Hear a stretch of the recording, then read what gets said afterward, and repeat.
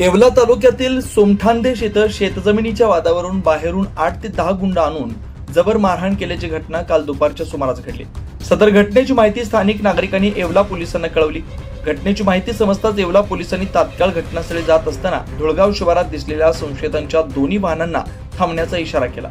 मात्र वाहन चालकांनी वाहन न थांबवल्यामुळे पोलिसांनी त्यांचा सिने पाठलाग करून कोपरगाव रोडवर आसरा लॉन्चच्या समोर 8 जणांना ताब्यात घेतला। राजेंद्र जगताप, विलास आयनर, प्रमोद सोनवणे, हरिभाऊ औटी, अक्षय राजळे, शरद चोपडे, साहिल शेख, प्रदीप वायकर अशी पोलिसांनी ताब्यात घेतलेल्या संशयितांची नाव आहेत। पोलिसांनी त्यांची कसून चौकशी केली असता त्यांच्याकडून गावठी स्टीलचा कट्टा, 3 जिवंत काडतुसे, 2 लोखंडी कोयते असा एकूण तब्बल 16,11,000चा मुद्देमाल हस्तगत केला। याबाबत अधिक माहिती नाशिक जिल्हा ग्रामीण पोलीस अधीक्षक बाळासाहेब पाटील यांनी दिली। येवला तालुका पोलीस स्टेशनच्या हद्दीमध्ये काल सुपारी देऊन मर्डर करण्यासाठी प्रमोद कचरू सोनवणे यांनी आपल्या सावत्र भावाचा मर्डर करण्यासाठी अहिल्यानगर या जिल्ह्यातील सराईत गुन्हेगारांना आपल्या गावामध्ये बोलवलं होतं।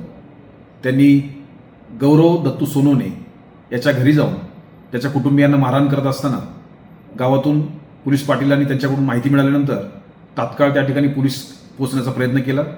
पोलीस येत ही माहिती मिळाल्यानंतर त्यांनी फरार होण्याचा प्रयत्न केला। त्यांचा पाठलाग करून येवला या ठिकाणी त्यांच्या वाहनं अडवली गेली।